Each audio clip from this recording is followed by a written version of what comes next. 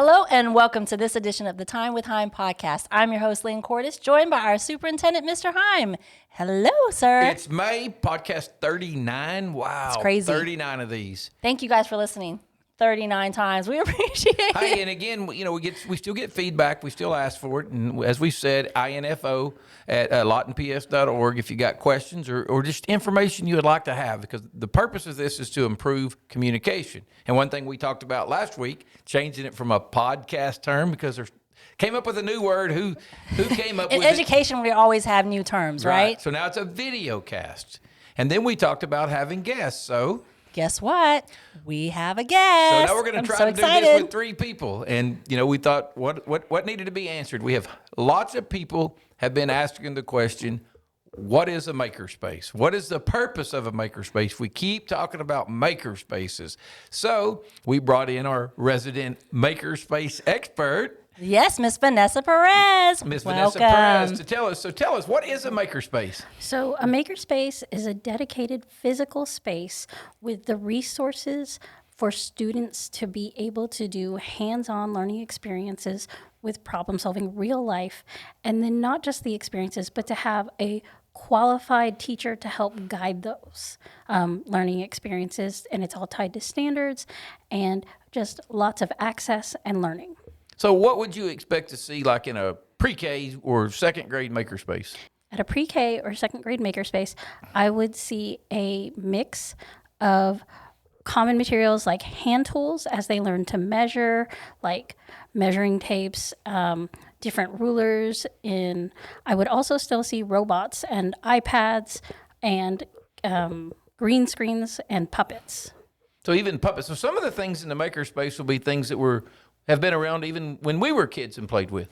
Oh, definitely. That makerspace, as much as we're looking at new technology, we're not throwing out the old things that are engaging to students are what we really want to go back to. And those puppets and blocks and all those old things that we think of them as old, traditional items can be used in new ways.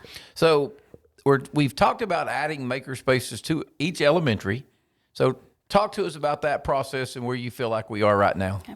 So we've toured every elementary school with the principal and often the prospective makerspace teacher, finding sites at each school that has enough storage space, that has enough physical space for students to be walking around and doing different projects. And we're just looking for open areas. And we've had great luck everywhere. Good collaboration with the building administrators, everybody on board? Oh, everybody's been wonderful. And I think the more that they learn about it, the more they're excited and see the opportunities for their students. This is something that has been modeled partially on the STEAM program that came out of Pat Henry. And so people kind of had an idea about it, but as they learn more, they're getting really, really excited and just having their own ideas. And I think it's going to be wonderful that the district has the support to establish a baseline, or not even a baseline, but a standard, a high standard, and to provide resources. But then each school is kind of wanting to add their own flavor to meet the needs of their students the best way. So time's always a factor, especially at the lower elementaries, because we're teaching reading and math and we have all these high stakes tests and we have concerns about them. What kind of time can we expect if as a parent, how many minutes a week could my child normally be in a makerspace or get to do the activities? So every student is going to be scheduled let me reframe that.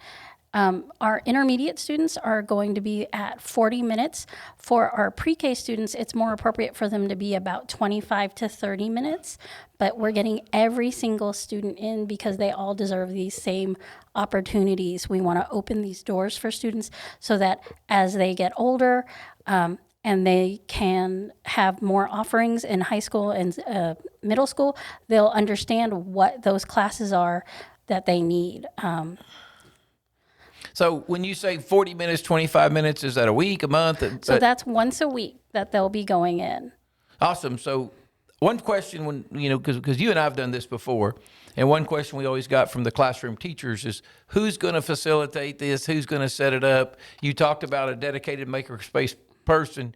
Explain that and how we're going with staffing that. Okay, so I want to start by saying that we do have an excellent person, Doris Bigler, who, as I previously stated, was the Pat Henry STEM teacher, and she's got a NASA background and all these great partnerships with different STEM industry. And so she and I and others have helped to pick those teachers who have a history of doing hands-on things. But I think what is also important is we talked about time, and it's not a time away from math and reading and language arts, because those things aren't best learned in a silo.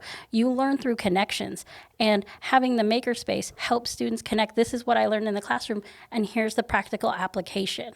So that really comes together, and they'll remember. They're not going to say, oh, I remember standard 5.3. They're going to remember, I remember what conductivity is and how I learned it. And that's the conversation that's going to make it home to the kitchen table. And then our families will be excited too. So in the perfect world, I mean, and it doesn't happen overnight. As we get established, we would hope we get to the point where the makerspace teacher is basing her makerspace or his makerspace lesson off of the classroom teacher standard of the week. Absolutely. We actually have written in, because we were thinking about that partnership between the classroom teacher and the makerspace teacher. So the classroom teachers go to the makerspace to learn along with their students, so that as we build capacity, those classroom teachers will also be able to help step in, take over, co-teach, and plan, and have a better idea of what's possible. So when we talk about that, it also, there's kind of that movement, and there's a debate on how much purposeful play young students get. Would this be considered purposeful play? I think I'd consider it purposeful play, because all play does is engender creativity and exploration. And that's again our goal is to create more opportunities and allow our students. Anything else about the makerspaces you'd like to? Any questions? Well, I do want to ask. She mentioned Doris, and there's something that we don't have makerspaces in all of our sites, but our students are active and participating in those type of activities. So share about what's coming up this next week in Junior Robotics. Oh, go for it. Yes. So we have our very first Junior Robotics League competition coming up on Wednesday, May 12th. It will be at Central Mall from 10 to 1 o'clock. Again, Wednesday, May 12th. And we have 5 schools competing. We're using Vex Robotics. And it's going to be awesome. I got to go out to some of those schools, and they were just so into it, and they wanted to show you everything they'd been doing. And it was just inspiring. I love it. And just seeing what's going on and all the items that they're getting into their maker spaces right now is really, really cool and fun. I want to come over every day. So, hey, I challenge you and Bello, because I challenge Bello all the time. That next year we're going to do one of our video podcasts, however the new wording is. We'll go live at a makerspace. That'll be great. And film some of our young students working in there, so we can show the hands-on what it is. And we are going to stream it for them next week at the the competition at the mall. So we're very thankful for their partnership and collaboration, and families can come out and see what it's all about. So Vanessa, thank you for being a guest on our video cast. We appreciate you coming, and I'm sure we'll have you back. Thank you for having me. Okay, and now let's get into our celebrations. We had a really busy week this week. Board meeting Monday, celebration Tuesday. We're into the end of the week, and so let's give some shout outs about what happened. On Tuesday night, we celebrated all of our teachers and staff across the district. It was my first time to be a part of the Teacher of the Year celebration, and it was awesome. The champions of education and the first year teachers, I think we call them the first class. First class, yes. We had our friends of education as well that we shared out. Our friends of education again, and we got to shout out one more time to the health department and Brandy for how much they helped us get through this pandemic. Most deserving. And we had our Teacher of the Year, and we had our first class rookie of the year. First class And Rookie 10 Deer. champions. And 10 champions of education. It was a great program. It seemed, when I got in the car, it was 8 o'clock. It was 8 o'clock. And you're like, man, this was a long program, but it really wasn't. Didn't feel like it. We had some tears. Yes. Some of the Great students that student shared, speakers. it was awesome. Yes. And so then we also have another celebration that we want to, give out to, and it's our child nutrition team. They had a double gold Yes, in that their was safety awesome. audit. So Yeah, and a big shout out to our child nutrition team. They met this week because we use Sodexo, and they met, and they're going to be out of the box. They're looking at ways to move up and increase the opportunities for our secondary students and other students to get more options, more 21st century eating platforms, food trucks possibly. They may have a bistro. I'm ready for the food truck. I like food They're trucks. looking for ways because no matter that we're preparing food and the federal government's done us a great everybody gets to eat free. But we still got to put food out there that a kid wants to eat. Big shout out to them. We were able at the secondary level, we've opened up since the pandemic numbers have gone so low where we're letting our students for breakfast go to the cafeteria and get their breakfast. And we've increased like 100 students per site. Yes, So eating breakfast. when And you our add it up, secondaries, it's almost, our yes. secondaries, we have almost 1,000 more kids eating breakfast every day. share how many meals they have done thus far since the start of the school year. 3 million. Correct. And counting. And we're not done because we still have summer meal program Yes, and summer school. And with the summer, we'll feed all summer with the summer feed. So, we're going to continue to provide food for our students and our families through the summer. And we have a lot of students right now preparing for regional and state competition. MacArthur tennis, the girls team. All going to state. That's First it. time in a long time the whole team qualified. MacArthur's girls soccer team made the playoffs in one Tuesday night. They play again Friday. Regional baseball's here this weekend for MacArthur. Eisenhower had a couple girls qualify. I know their number one singles girl qualified number one. I believe she won her regional. Great accomplishment. EHS tennis. Yes. That's it. And so we've got a lot of great things going. It's that year. Some people call it banquet season where a lot of celebrations and awards are going. Man, we're right here at graduation. We're excited about it.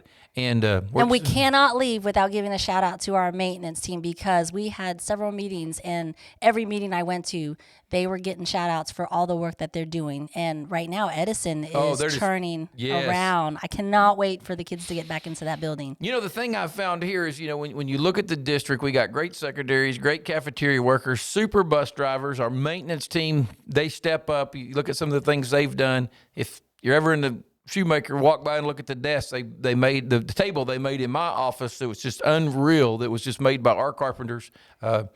We just have Jack and his team and Jay Hunt and the bus drivers and Daniel and the cooks. We have great support people across the district to go with a lot of superstar teachers.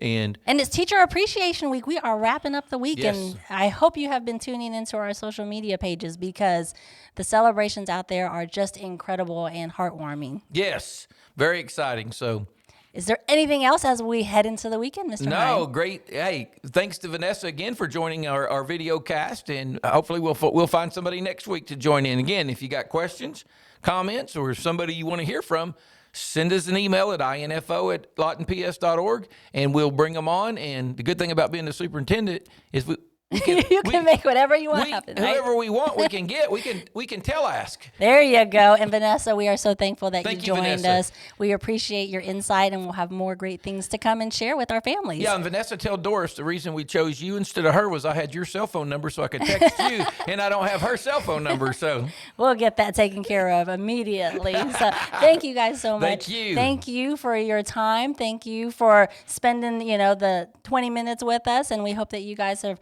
learned some more information and great things that are going on in our district. Until next weekend, you guys stay well, be safe, and make positive impacts. Have a wonderful weekend.